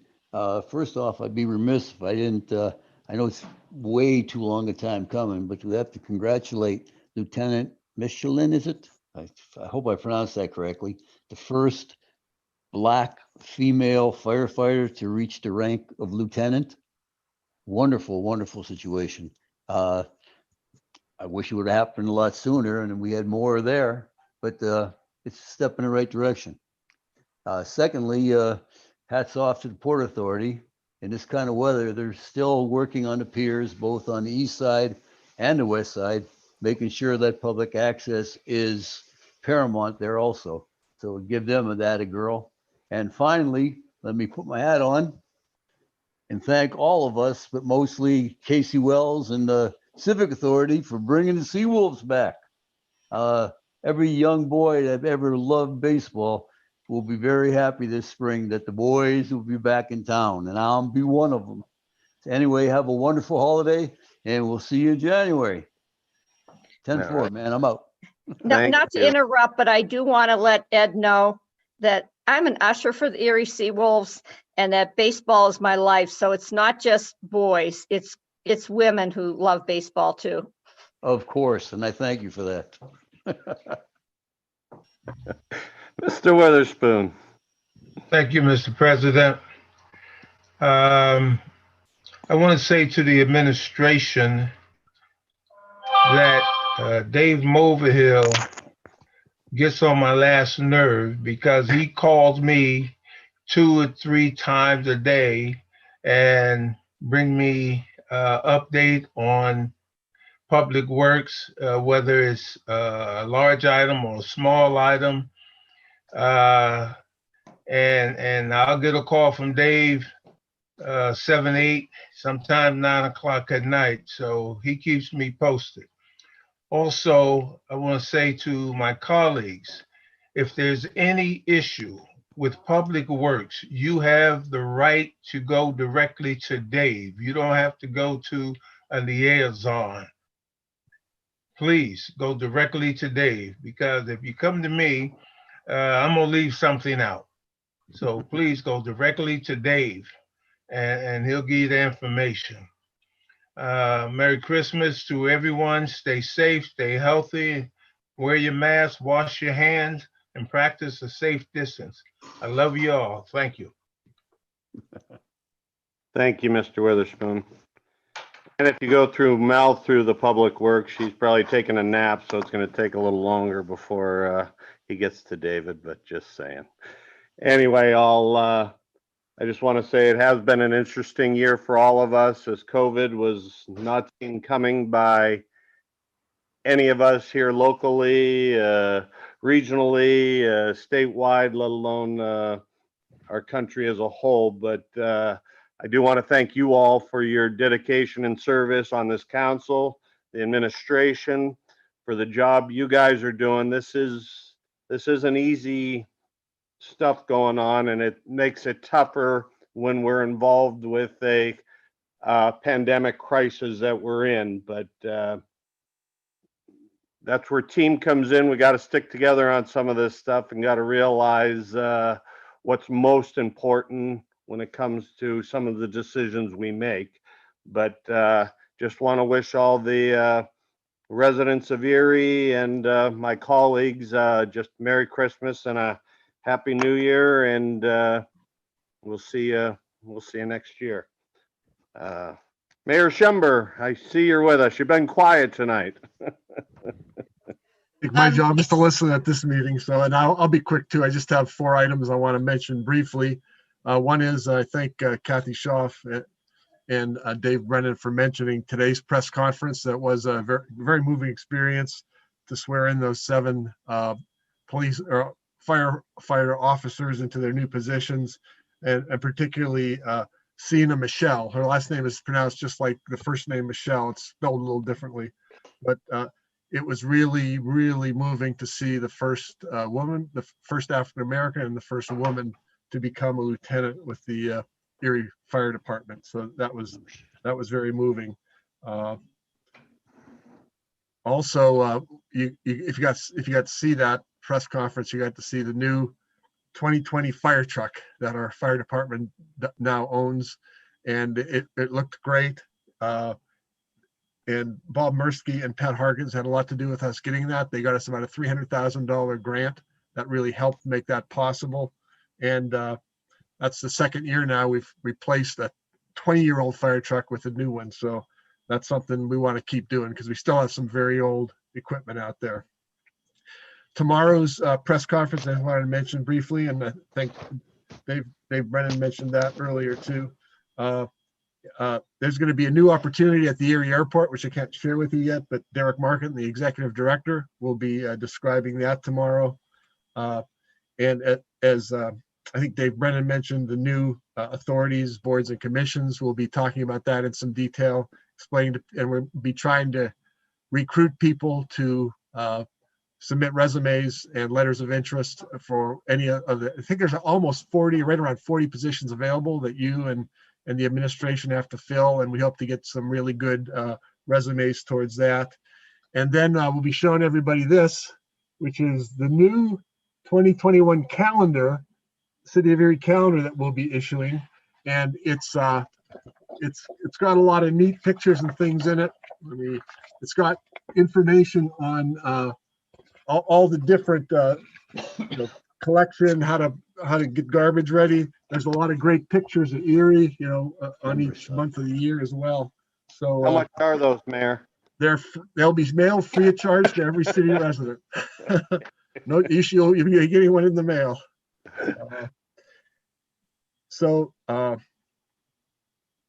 The next thing I just wanted to mention briefly is Kiva. I want to make sure you'd all heard of Kiva. That we just announced last Thursday in the press conference. Jen Hoffman heads that up for us. She went to a week of training to become kind of our Kiva lead. What Kiva does is it makes loans from $1,000 to $15,000 available primarily to women, minorities, new Americans, immigrants or refugees, people that have trouble getting a loan to get a business started. That's the thing we've been missing in Erie in terms of building new businesses. We have everything else in terms of types of loans. We now have this, and Jen is working hard to make people aware of it and get people to apply. And we're very excited about what this is going to mean for Erie going forward. I also just wanted to mention the last thing is that Penelec is replacing all the street lights in all of our 8 opportunity zones right now. And that we are looking for ways to save money. That will save the city about $30,000 a year in electricity billing. And of course, eventually we want these high efficiency lights across the whole city. That's going to take some time. Our first goal is to get them in the opportunity zones. My understanding is that Penelec has a group of people working full time on that until they get all 8 opportunity zones done. So, and I'll join everybody else in wishing everybody a happy holiday season here. Please enjoy it. And I look forward to working with you in the year ahead as well. Thanks very much, everybody. Thank you, Mayor. Our city controller, Ms. Stankiewicz, are you with us? I am. I don't have any report other than just to wish everybody a happy holidays. Enjoy the best you can and looking forward to 2021. Thank you.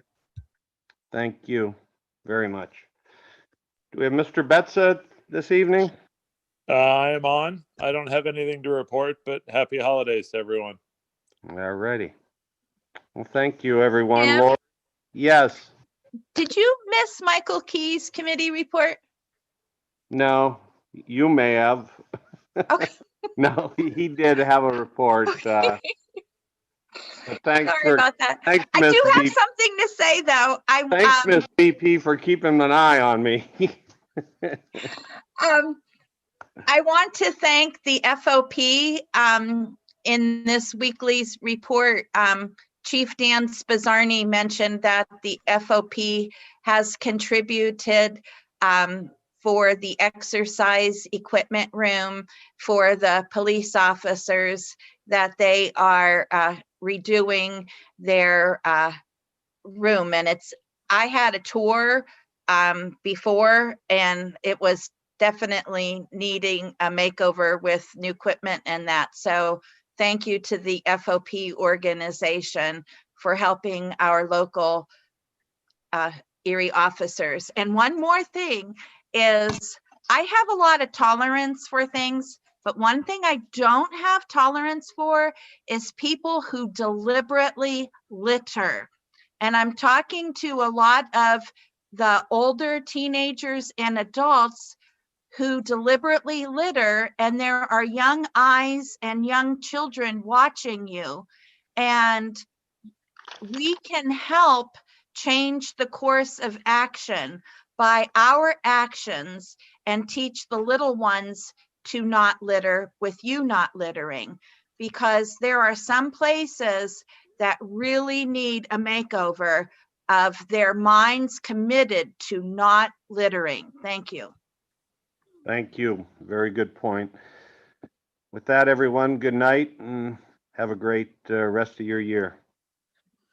City Council adjourns at 9:31 PM. Ms. Allen, Mr. Brzezinski, Mr. Brennan, Mr. Keys, Mrs. Schaaf, Mr. Witherspoon, Mr. Winarski.